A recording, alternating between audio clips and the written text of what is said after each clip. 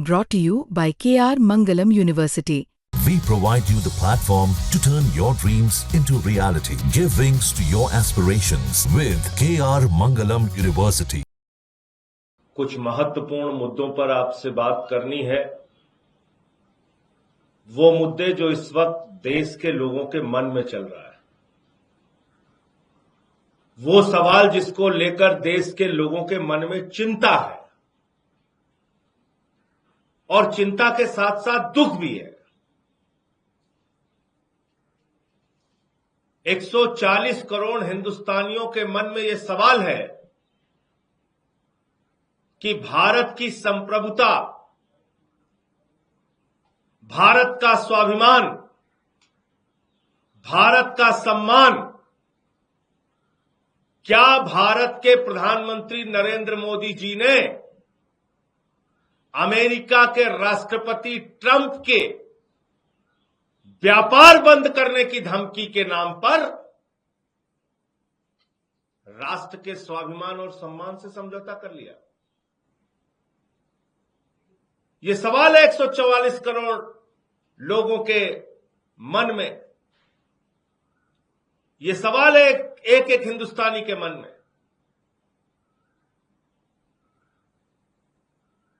जब ये ऑपरेशन सिंदूर शुरू हुआ, पहलगाम में हमारी बहनों के सिंदूर उजाड़े गए, पाकिस्तान के 4 आतंकवादियों का नाम आया, भारत की सरकार ने कहा एक को भी नहीं छोड़ेंगे, घुस के मारेंगे। पूरे देश की जनता ने कहा घुस के मारो, हम साथ में खड़े। सभी दलों ने कहा, सर्वदलीय बैठक में कहा, बार बार मीडिया में आके कहा घुस के मारो, हम साथ में खड़े। कोई आतंकवादी बचना नहीं चाहिए। और पाक ऑक्युपाइड कश्मीर, पाक अधिकृत कश्मीर जो आतंकवादियों का अड्डा है, जहां से कश्मीर में आतंकवाद फैलाया जाता है, भारत के कश्मीर और दूसरे हिस्सों में, उस पाक ऑक्युपाइड कश्मीर को ले लेना, उसको वापस हिंदुस्तान में मिला लेना। बलूचिस्तान में जो असंतोष चल रहा है उसको अलग कर देना, उसी तरह से जिस तरह से बांग्लादेश को 1971 में हमने पाकिस्तान के 2 टुकड़े करके अलग किया था। ये पूरे देश की भावना थी। ऑपरेशन सिंदूर शुरू हुआ, मैं सर झुका के नमन करता हूं भारतीय सेना को, उनके साहस को, उनके पराक्रम को। 9 आतंकी ठिकानों को 7 मई को पाकिस्तान के अंदर उजाड़ दिया गया। 100 से अधिक आतंकवादियों को मार गिराया गया, उनके सहयोगियों को मार गिराया गया। लेकिन प्रधानमंत्री जी, क्या आपने वो तस्वीर नहीं देखी कि उन आतंकवादियों के जनाजे में पाकिस्तान के सेना के अधिकारी खड़े थे? पाकिस्तान मातम मना रहा था। किसके मरने पे? आतंकवादियों के मरने पे। आप उस पाकिस्तान पे भरोसा कर रहे हैं? पूरे देश को उस वक्त गर्व हुआ। भारतीय सेना लगातार पाकिस्तान के हमलों का जवाब दे रही थी, उनके एयरबेस को नष्ट कर रही थी, उनके आतंकवादी ठिकानों को नष्ट कर रही थी। सेना ने बताया 21 आतंकवादी ठिकाने हैं। पूरे देश के मन में था वो 21 के 21 आतंकवादी ठिकाने पूरी तरीके से ध्वस्त होंगे। हमारे 21 निर्दोष लोग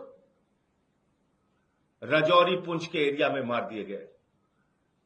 हमारे गुरुद्वारे पे हमला हुआ, हमारे मंदिर पे हमला हुआ, लेकिन भारतीय सेना एक एक हमले का जवाब दे रही थी। पाकिस्तान को उन्हीं की भाषा में 10 गुना ज्यादा नुकसान करके जवाब दे रही थी। भारत की सेना ने अपने 5 जवानों की शहादत का मुंहतोड़ जवाब दिया। उनके सेना के 5 जवान शहीद हुए। हवलदार शहीद दिनेश शर्मा को मैं नमन करूंगा, पवन कुमार जी को नमन करूंगा, इम्तियाज अली जी को नमन करूंगा। शेख अली जी को नमन करूंगा, सूरज यादव जी को नमन करूंगा।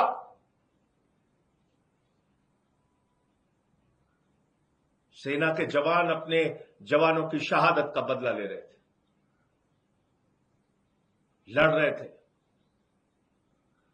पाकिस्तानियों को उनकी भाषा में 10 गुना ज्यादा ताकत से जवाब दे रहे थे। और ऐसे समय में जब पाक अधिकृत कश्मीर को भारतीय सेना वापस ले सकती थी, ऐसे समय में जब बलूचिस्तान को पाकिस्तान के नक्शे से मिटाया जा सकता था, अलग किया जा सकता था, ऐसे समय में जब हमारी सेना अपने शौर्य, अपने पराक्रम, अपने बहादुरी का परिचय दे रही थी, प्रधानमंत्री मोदी जी अमेरिका के राष्ट्रपति ट्रंप की मध्यस्थता को स्वीकार करते हुए आपने सीज फायर का ऐलान कर दिया। किसी कंफ्यूजन में मत रहिए, किसी और आदमी ने नहीं, नरेंद्र मोदी ने सीज फायर का ऐलान किया।